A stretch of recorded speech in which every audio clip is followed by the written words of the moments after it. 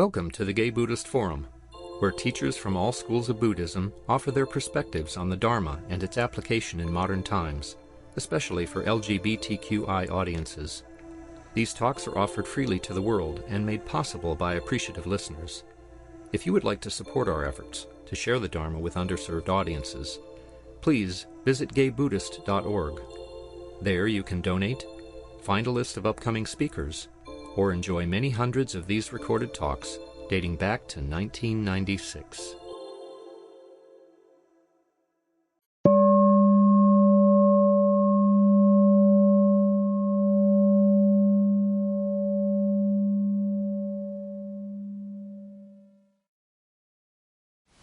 Okay, welcome back. Thank you for making it through the streets filled with health nuts today. So we'll go around and say our names. My name's Cass. Christian. Steve. My name's Gary. My name is Michael. My name is Henry. Jim. My name is Jerry. Stephanie. I'm David. Matthew. I'm Brad. Michael. My name's Tom. Bob. Marcus. Bob. Andy. And welcome to all the people online. Our speaker today is David Lewis. Very happy to have him back. David has been following the Dharma path for 50 years.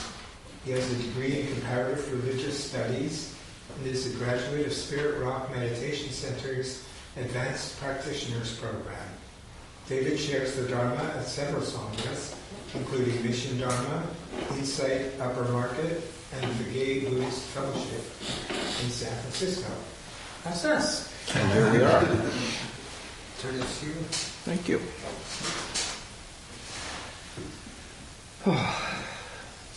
Good to be back.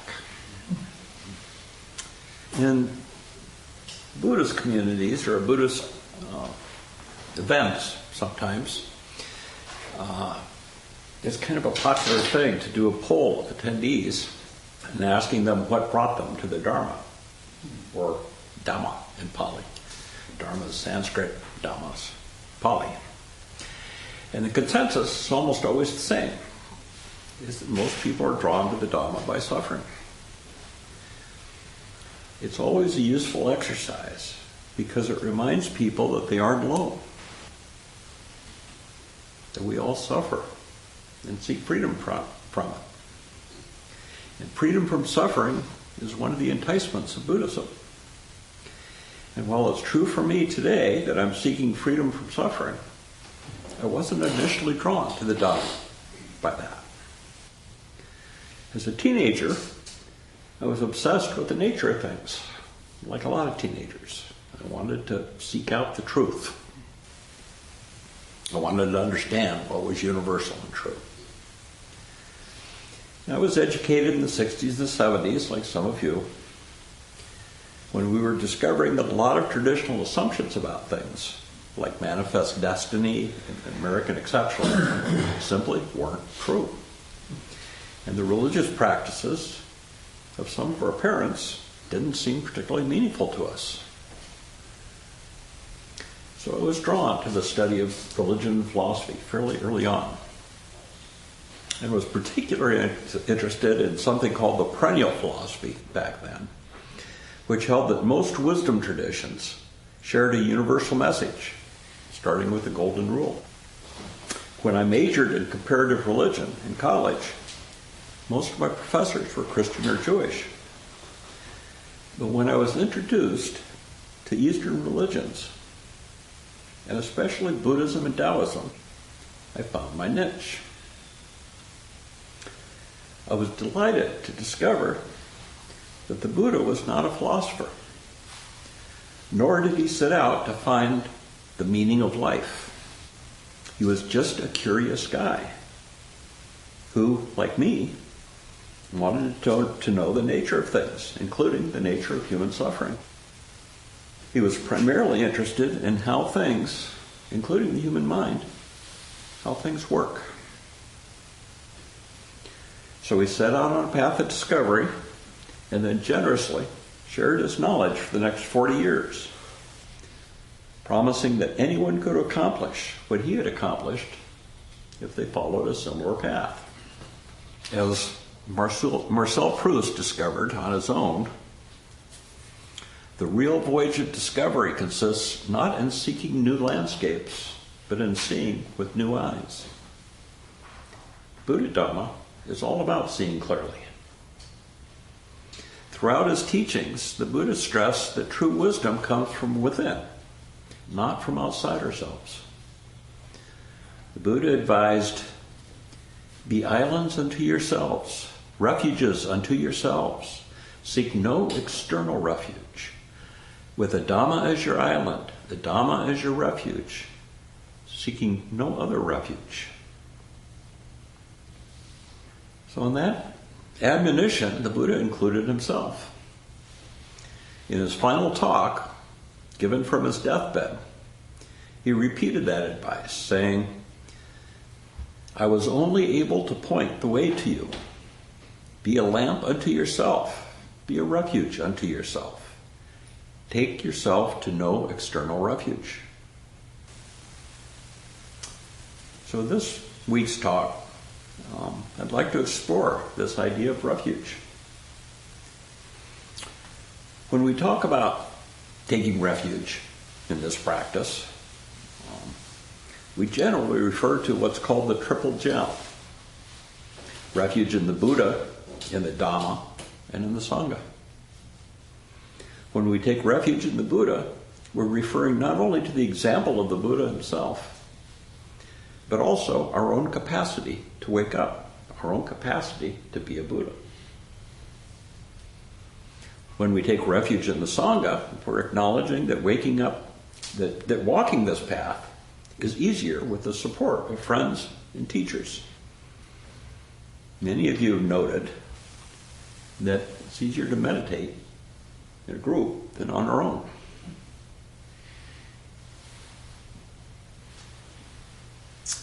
Taking refuge in the Dhamma also has multiple meanings. The Dhamma refers to the teachings of the Buddha, but also to truth, to the true nature of things. You might say to reality. So science is Dhamma. Evolution is Dhamma. Physics is Dhamma. Art, we're all Dhamma. The magnetic force of Dhamma is curiosity, and its vehicle is investigation. Curiosity is what brought me to the Dhamma, and I found my Sangha. A bunch of other curious people, like you.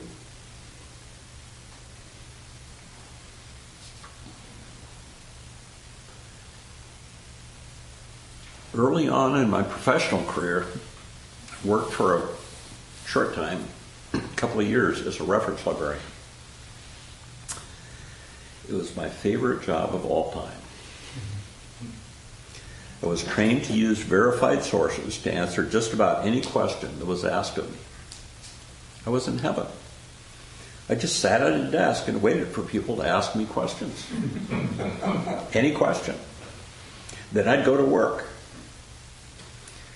Sadly, I was fairly quickly promoted to administration, which was never as fun or as interesting. So whenever I got the chance, I would volunteer to take a shift at the reference desk. I enjoyed figuring things out, and I liked steering people in the direction where they could find their own answers. The feedback was awesome. People thought that I was a genius. But actually, in those days before the internet, I was just someone that knew where to look. Now, everyone does their own research themselves. Google has made us all reference librarians. But the problem is, verified sources are out of fashion. With the advent of the internet, we've been overwhelmed by a fire hose of unregulated digital content. We not only have fake news, but we have fake news sources and fake content creators. The same people who undermine our trust in mainstream journalism are now generating their own unverified content. And now, most people get their news and advice from social media. That's actually true. More than 50% of people get their news from social media. So anyone can be an expert. And I'm using the word people loosely, as increasingly, with AI, it's not people anymore telling us what to think. AI is truly a marvel, but it makes me kind of nervous. It kind of reminds me of the Army Corps of Engineers, which in the 20th century undertook massive program of public works and improvements, like straightening rivers and building dams and seawalls for the benefit of communities. It was only years later that they discovered the adverse environmental impacts that often resulted. So I'm not saying that AI is altogether bad. I've already benefited from it. It helps me understand complicated medical information and diagnoses. But like the Army Corps of Engineers, which did a lot of good, these innovations surely have a dark side too.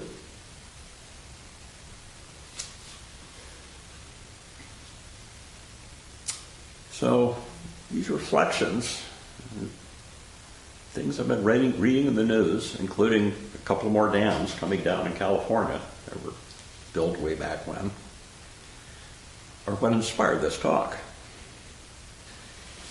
In the past week, I've read about people who have actually fallen in love with AI, generated virtual companions. I think there's a name for them, but I can't remember. I don't know what it is. But people fall in love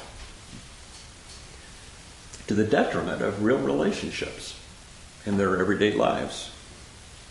I also saw a piece in the New York Times that examined how algorithms are changing our language and therefore changing our minds in ways that we don't yet understand. Research shows that attention spans are getting shorter and our critical thinking ability is severely compromised. On a daily basis, I'm witnessing some very sophisticated new scams that try to undermine my trust in institutions and access my bank accounts.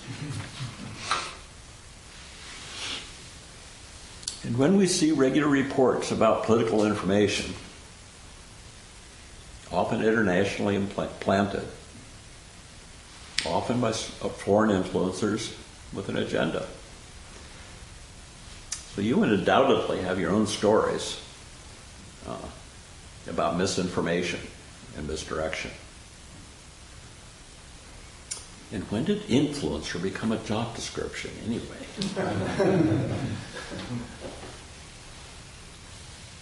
But I guess just by sitting here, I'm a kind of influencer.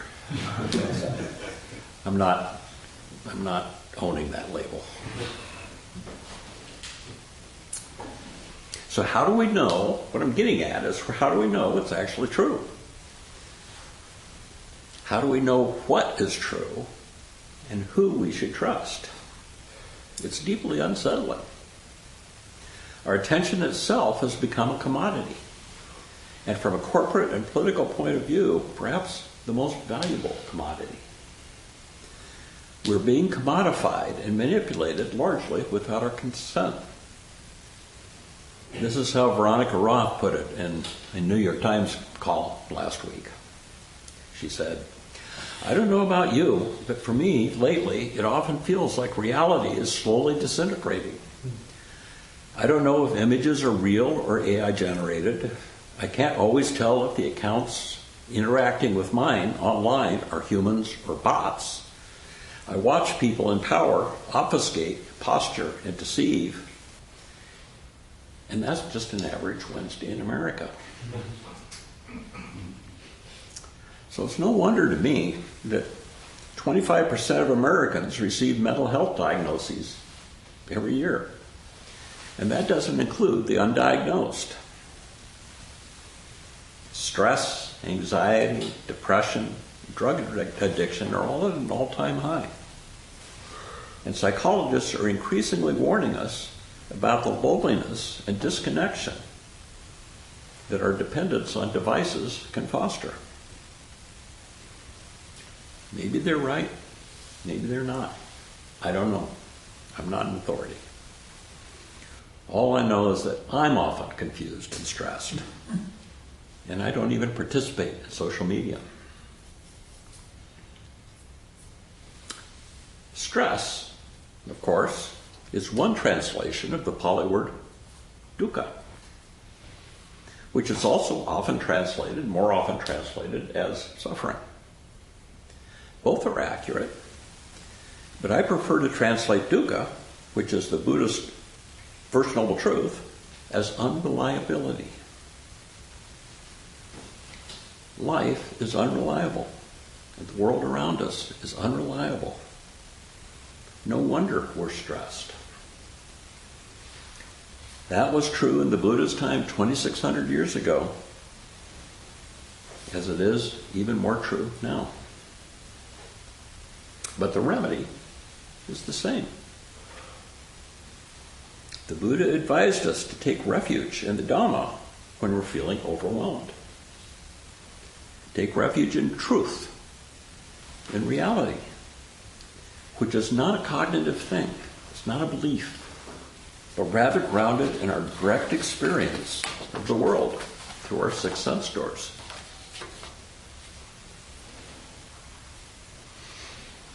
It seems to me we are increasingly disconnected from our direct experience by technology. T.S. Eliot noted that we're distracted from distraction by distraction.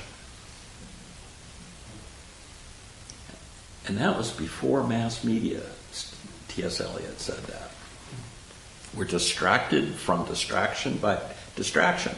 In other words, when we feel overwhelmed, we turn to more distraction for comfort. The Buddha advised doing exactly the opposite. Simplify your experience.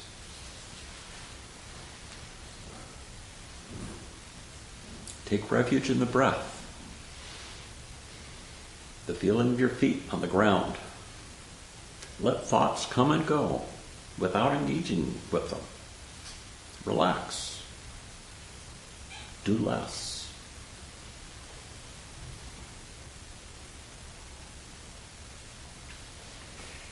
And pay attention.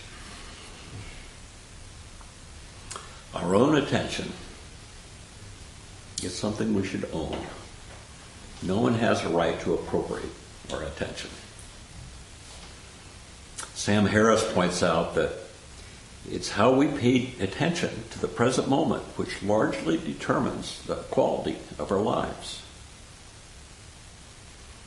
One of the Buddha's insights is that if you want to be happy and free, we need to pay more attention to which thoughts and actions lead to happiness and which contribute to stress. And then cultivate the former and renounce the latter. Simplify and create more space in your life for stillness and peace. The easiest way of accomplishing this is to set aside time once or twice a day for simply sitting quietly and set like the mind and body. What most of us call meditation. But there are lots of good simplification strategies. Avoid multitasking. Notice when you're overthinking some problem. Let go of fretting and obsessing. As Ajahn Chah pointed out, if you let go a little, you'll find a little peace. If you let go a lot, you'll find a lot of peace. If you let go completely, you will find complete peace. And your struggles with the world will come to an end. So this practice that we do is more about renunciation than about getting something.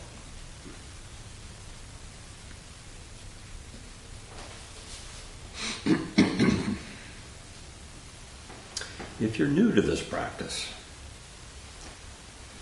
or some of you might remember this when you were new to this practice, the first thing you might notice when you sit quietly, doing nothing, is boredom. Boredom is a sign that we're not paying attention. Even when the body is sitting quietly, the mind can be quite busy. You may have noticed in your meditation this morning. And noticing the ways that it makes itself busy can be quite interesting. It's only when we recognize how we fabricate our experience that we're able to let go and simply accept what is arising in the moment without trying to control it. At one of my first meditation retreats, I reported to a teacher that I was bored. She replied that boredom is just the flip side of tranquility. If nothing much is going on in our experience and we find that unsatisfactory, we will become bored and restless. But if, on the other hand, nothing much is going on in our experience, and we're okay with that, we will experience tranquility. The same circumstance, a different response. In the Zen tradition, they sometimes say that enlightenment is about having the proper response. When we are not contentious with our present moment experience, we will find peace.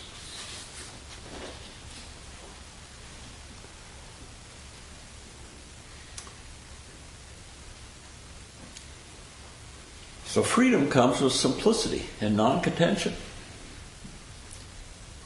This is what we try to emphasize in meditation instructions. And I know instructions are not popular at GBF, but I love offering meditation instructions, and I also love hearing them.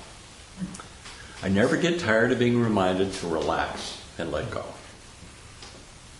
In a sense, almost all of the Buddhist teachings over the 40 years of sharing the Dharma are instructions about how to alleviate suffering and cultivate happiness. But instructions are just training wheels. The teacher can only point the way. Whether you follow their suggestions or not is up to you. So I'm not asking you to trust anything that I say this morning or that I have said. I can only advise you, as the Buddha did, to check it out for yourself. There's a famous Buddhist saying in Pali, ehipassiko. Ehipassiko means see for yourself. As Munindraji suggested, sit and know that you are sitting, and the whole of the Dhamma will be revealed. We don't have to figure anything out. We don't have to read books or carefully take notes during Dharma talks. The invitation is to simply sit quietly and pay attention, and wisdom will arise of its own accord.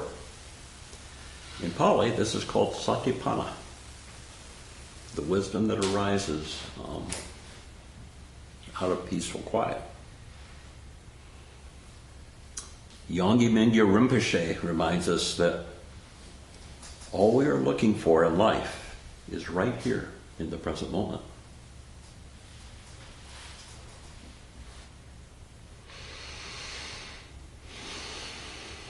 Feel free to take a breath and just ground yourself in your body again.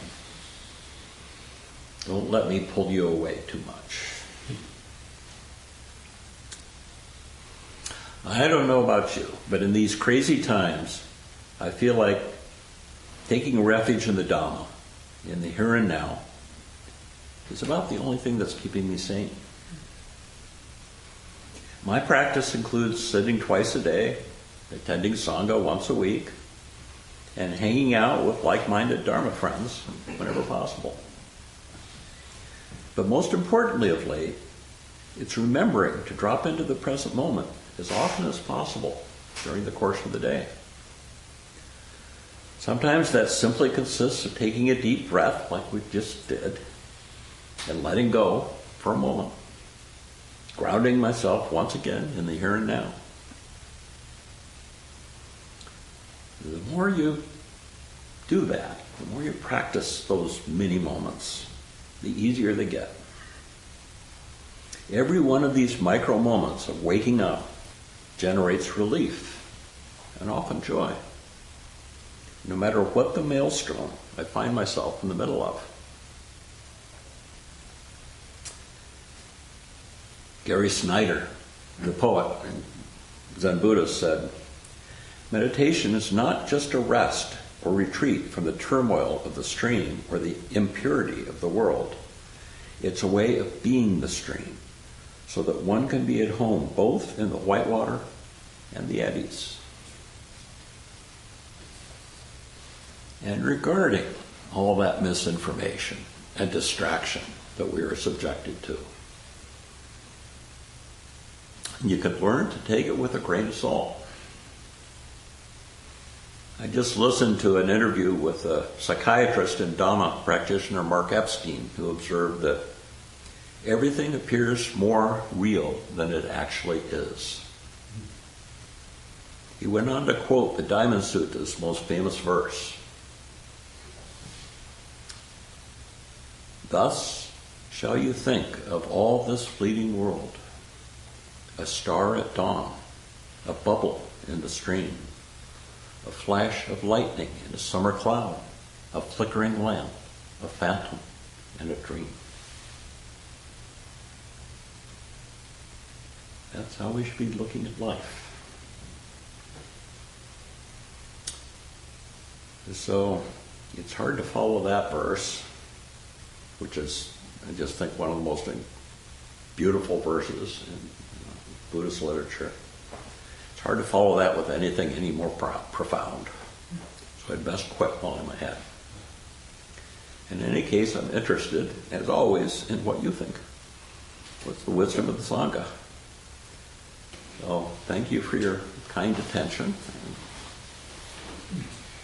Please let me know if you have any questions or feedback, or if that brought up anything for you. Please, Matthew.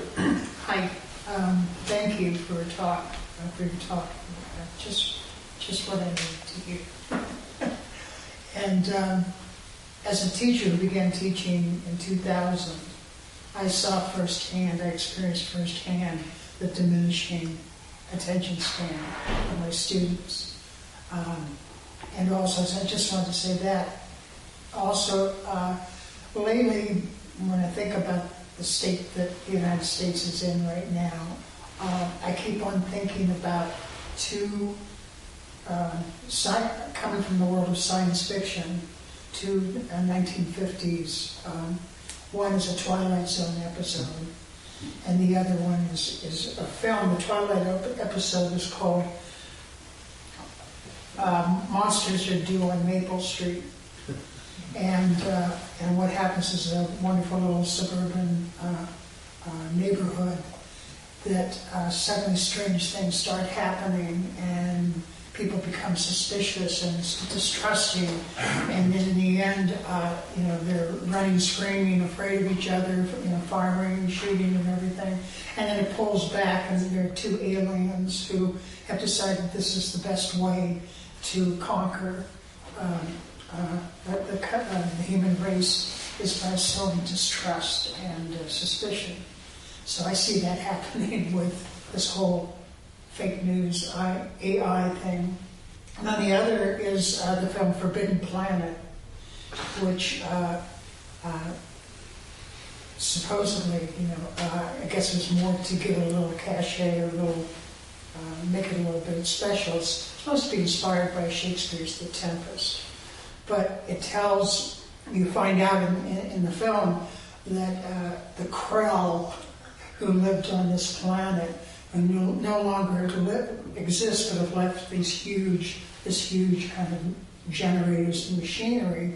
They had found the ability through their technology to make thoughts real.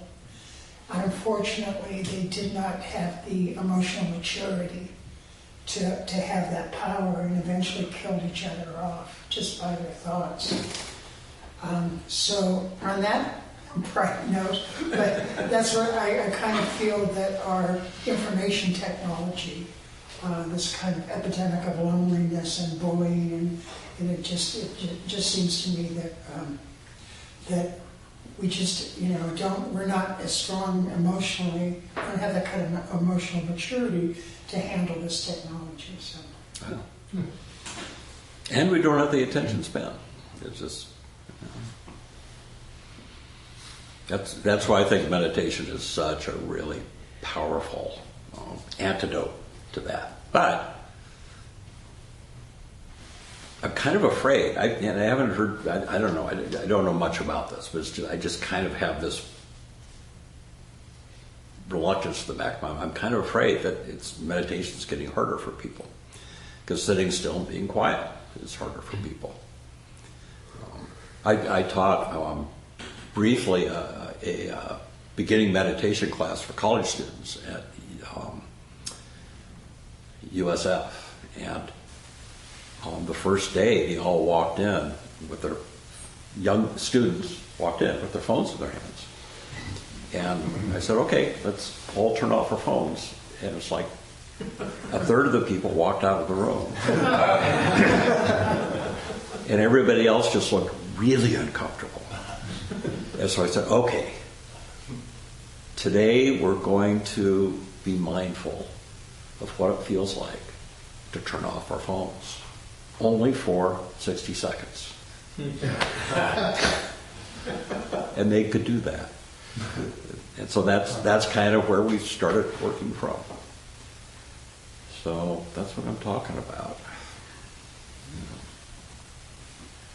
Well, I enjoyed your talk very much, and it made me think about me as a 20 or 30-year-old scientist, the scientific method, which is to form a hypothesis and do experiments to test the hypothesis, and then refine the hypothesis based on the results of the experiment. And that fits in really nicely with Buddhism about just experiencing the world and use that information. So I love that connection between science and Buddhism. Yeah, that is so true. And I don't know if you know, but the Dalai Lama is a big fan of science for that very reason, because he thinks it basically is reinforcing and supporting 2,600 years of the Buddhist teachings. I mean, there's no contradiction there. Yeah. It's like, check it out in your own experience and don't believe everything you think. Yeah. So, yeah, thanks. Yeah, science is good. Sort of a nice, peaceful place to exist that coincides with Buddhism. There isn't a difference to me, so just a nice place to rest, I think. Yeah, I think there's no difference. And interestingly, nowadays, there's people that are actively questioning science and education, trying to undermine their trust in science. So, I say, bring it on. Bring it on. Yeah, thank you. Please, Michael. Thank you for your talk, David. A teacher here, I think it was Eve Decker, spoke of renunciation as saying no to something to say yes to something else. And I wondered if you could elaborate about renunciation as being more part of the practice than getting something. That you used that phrase. Well, my favorite quote about renunciation is that renunciation is giving up whatever gets in the way of happiness. So it's not, it's a loaded word in the Western tradition. Renunciation is about giving up things we love to make ourselves better people. That's not the Buddhist idea of renunciation. But renunciation is about the freedom of letting go. There's freedom of letting go. And that grasping and getting and craving, which is the opposite of renunciation, are the sources of suffering. So renunciation is in many ways the third noble truth. The relief from suffering is renunciation. It's letting go of what gets in the way of being happy. And then the exploration, of course, is, well, what actually makes us happy? And it's not, most of us find, if you look deeply, that partying and having a good time and buying stuff and shopping all those things that advertising say make us happy. Those things don't actually make us happy, at least not very long term. But having a quiet mind, stillness, tranquility, love, compassion, dana, generosity, gratitude make us happy. So, is that a good enough answer for renunciation? I could give a whole talk on renunciation, but I don't have my quotes. I've got some really great renunciation quotes, and I can't remember anymore, so I need to write them down. Next time, please. Yeah, I'm not sure quite what my question is, but it has to do with the seductiveness of AI in terms of offering us things that make it easier for us to do what Buddhism tells us not to do, like cling, for example, clinging to things. You mentioned at the beginning that you've heard about two people who fell in love with an AI bot or an AI boyfriend or whatever. So I actually have a friend who has experienced at least in part. And when he describes the AI friend, it's frightening to hear about how attached he is to this AI friend. And I'm afraid that AI has the power to deceive us in very dangerous ways. And I don't know if you have anything else to add to that. Or It's not my area of expertise. That's why I say I don't know. But yeah, I hear things like that, and I know basic human psychology is that if you make people feel good by telling them what they want to hear, which I guess is what AI is good at doing. So I'm highly suspicious of it. One more thing I can say is what this friend of mine says is that the AI boyfriend can give him things that a real boyfriend can't. Like, for example, he's available 24 hours a day. And he says this seriously.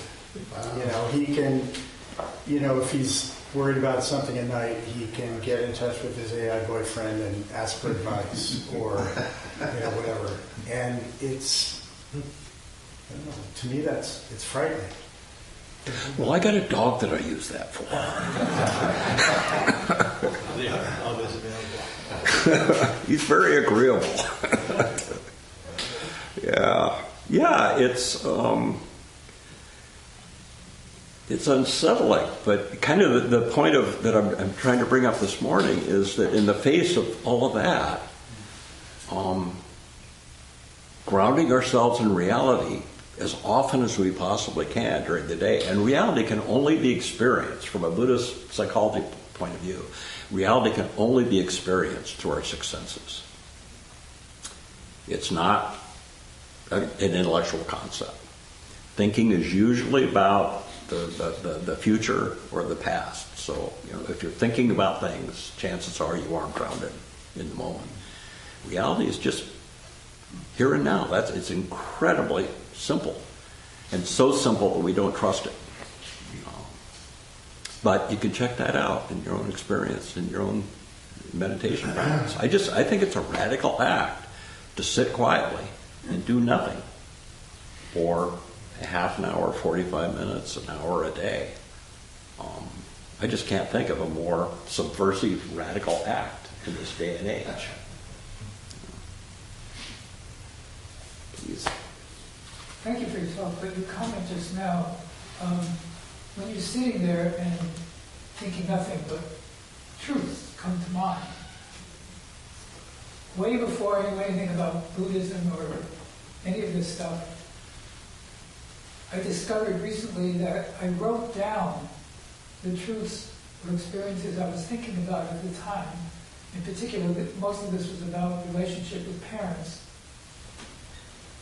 As I'm growing older, I'm trying to get rid of stuff I'm not going to need, and I found all these papers that I wrote and other things. And I reread them now, And I discovered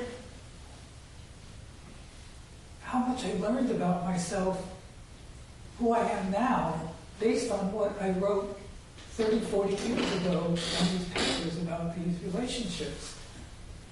I've never seen it suggested that we write down the truths we might come up with, but I think writing them down is good because they can preserve them for a future that you can't anticipate and relearn them or learn new aspects of those truths for that moment.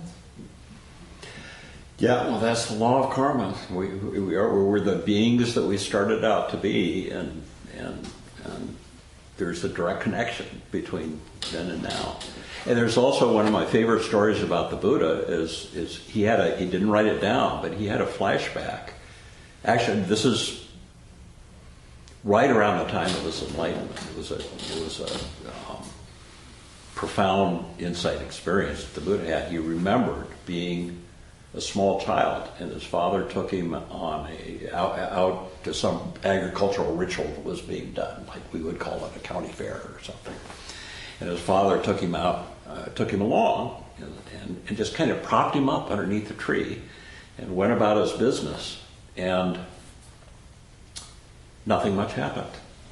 But later in his life, when the Buddha was doing this profound investigation into what freedom was, he had a memory of that day. He had a memory of sitting underneath the tree, and he wasn't thinking. All that was happening is the sun was on his face, and the breeze was blowing through the tree, and things were going on around him, and he wasn't thinking about it, and he wasn't stressed, and And the Buddha's conclusion, shortly before he became fully enlightened, his conclusion from that memory was, oh, maybe that's it. Maybe it's as simple as that. Maybe I got it when I was 6 years old or whatever. And that changed the nature of his teaching, and it woke him up. He said that the practice is a whole lot simpler than any of us thought it was. So listen to the children. And if you have a chance to hang out with babies, I have a young friend that just had two young friends that just had babies, they're sisters. And it's really cool hanging out with babies. They're just kind of like, wow. Wow. All the time. Babies have pure innocence, and that's special to be with at the time. Yeah, and an empty mind, maybe. They're just open to experience, which we could learn a lot from. Tom, please. Hi, David. Thanks for so many great reflections. When you talk about, like, the only reality is what comes into our six sense gates, it occurs to me that even that is curated a lot of times because, it's coming in through my eyes and my ears, yes, but I'm looking at my phone. It's like, that doesn't count in a way because, it depends on what I'm looking at that's coming from some other source. So unless I get out and sit in the woods, a lot of what comes in through my sense gates is predetermined by who created it, what was put up on the billboard, like all sorts of things that just come in. They flood in. And so can you talk a little bit about getting away or making our sense gates more reliable? They're completely reliable. What you're talking about is a much more advanced level of cognition. You're talking about perception and recognition and, having the direct experience of a cloud is just, in a nonverbal way, is this part of the sky is a different color than that part of the sky, and it's moving. But as soon as we name a cloud, that's a level of cognition that we're adding on to direct experience. So actually, phones are completely innocent things. This is just, a piece of metal and plastic that hurts when I hit my head with it, But when I see pictures of nature, like in social media and stuff, I'm like, oh wow, you know, that beach in Hawaii is really beautiful. Oh, the sunsets in Malawi are like gorgeous. Well, maybe. Or it was doctored up and, you know, I mean, like all these AI-generated things look fantastical. And in some ways they give me a great appreciation for the, you know, the beauty of the world. But is it real? I mean, but your direct experience is not that. Your direct experience is sitting in a body looking at a screen. There's something on that screen that you're now interpreting and thinking about. But for instance, right now, your direct experience can be, if you don't think of me as David or as a teacher or as speaking the English language, I'm just this moving thing in front of you that is kind of blue on top and beige on the bottom and making noise. That's direct experience. Right. But as soon as you listen to what I'm saying, we get lost in the content. We get lost in content. Yeah. And concepts. That's why, you know, I'll be looking at social media and looking at beautiful things or whatever, and I look up and a half an hour's gone by. Yeah. You know, like, oh my God, I was lost. You've been had. Yeah. Yeah. Yeah. Yeah. It seems like the Eightfold Path to start with right view, and it's, my recollection is the Buddha said, don't trust what you see, but understand that I'm perceiving something, that's the view, and then go to right thinking, and then right action. Sort of the steps of the Eightfold Path seem to help me. Yeah. He lays it out. It's science. It's cognitive science, what the Buddha taught. Then you saw some radiation coming from the screen into your eye. Then you believed it was way down the Eightfold Path, right, away from the right view. Yeah. To even get to right thinking. Yeah. It seems like that's, scientific. Yeah, but most of us don't trust direct experience because it's just way too simple. It's way too basic. David, we have somebody on the line has a question. Oh, okay. Fire away. Steve? Yes, hi. Thank you, David, for your simple and profound talk. I really enjoyed it. The last quote that you ended the talk on, I really enjoyed. I have a poetic interest in poetry, and it's very poetic, your line. So would you repeat who offered that line, and would you repeat the line for us, if you don't mind? Sure, that's from the Diamond Sutra. And the Diamond Sutra is a very famous Mahayana text. I don't think they know an author for it. Sometimes people say they're the Buddha. It's the Buddha's words, but it's the Buddha's words translated through many generations and ending up in China and Japan. But it's a fundamental text of Mahayana Buddhism, and it's largely about emptiness. But here's what the quote is, and it's about how we should view the world, and it's exactly what we were talking about. It's not trusting what we see. The Diamond Sutra says, "Thus you shall think of this fleeting world, a star at dawn, a bubble in the stream, a flash of lightning in a summer cloud, a flickering lamp, a phantom, and a dream." Life's a dream. Thank you very much. Yep.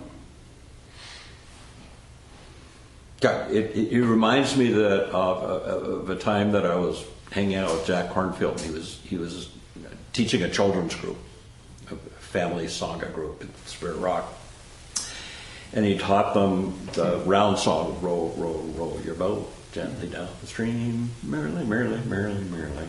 Life is but a dream." And I thought, whoa, that's a really profound message to be teaching kids. It never occurred to me when I was a kid that I was being told that life is but a dream.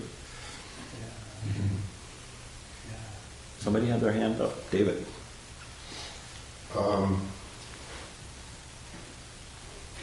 One of the things I've discovered in my own experience of being around Buddhists is their despair about the world we live in. And I find that depressing. Despair? Despair, yeah. I find a lot of, anyway, that's my experience. I think of despair. What do you think of Buddhists? When I'm around Buddhists. It sounds like you hang out with different Buddhists. But, that's just my experience. But what brings me out of despair is creativity. And I've been aware of my own process of finding peace centered around being with myself and being creative. And I remember when I was in college, I took a class in religious philosophy. And existentialism was something that I found very profound. And one of the things about existentialism is the experience of the I and thou. And it's just a supernatural phenomena that you get with being in relationship with another being. And the problem with AI is there's no thou there. And the thing about great art, in my experience, is the artist has produced this thing out of his experience of creativity, and you're experiencing that product of this artist that has experienced this creative process. And AI doesn't have that. There's nothing there. It's just a copy. Yeah. So for me, when I was coming here this morning, in my meditative experience of coming to participate, I ended up taking 3 photographs of things that I saw that brought me joy. And that gets me out of despair. That's my experience of it. Beautiful. Yeah, thank you. And I think we're out of time. I think so. Thank you so much, David.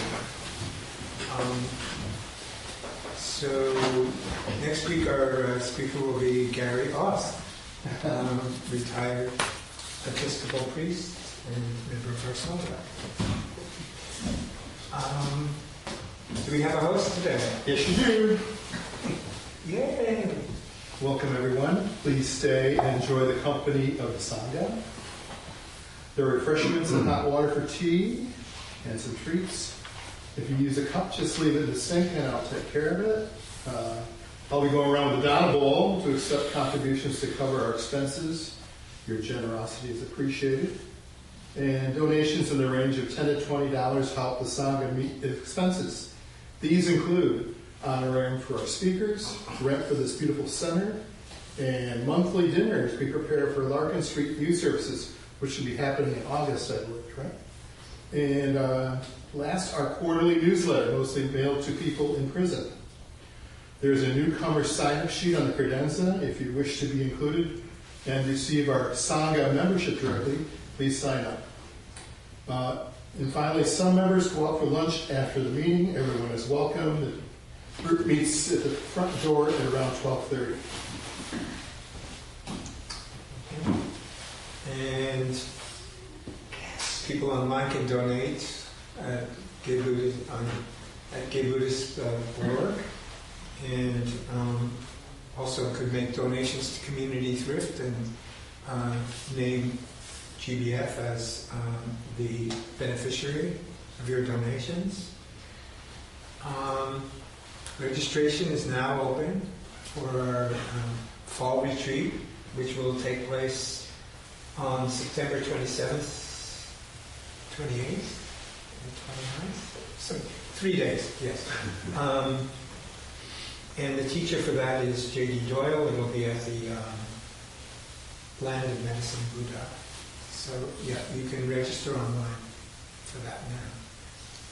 And is there anything else? Oh yeah, we could use some more Zoom techs, some more people to volunteer to help set up the apparatus. And so if you have any interest in contributing to the Sangha in that way, please speak to me after, during the social hour. So any other announcements? So let's gather for the dedication of marriage. David, would you like to offer the dedication? Sure, happy to. You need to hold me up though. Okay.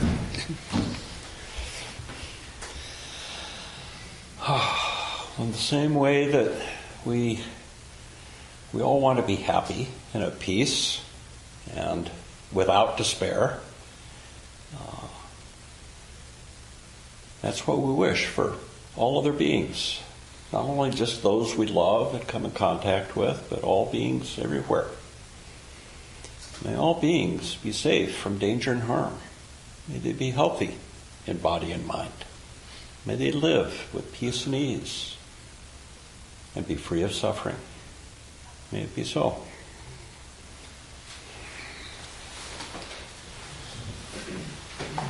Thank you so much. Thank you, David. You're here next week.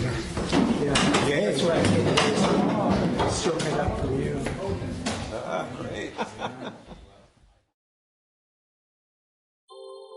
Thank you for listening to the Gay Buddhist Forum. If you would like to hear several new talks per month and be notified of upcoming speakers so you can participate live, please subscribe to this podcast, like us on Facebook, and join our mailing list by visiting gaybuddhist.org.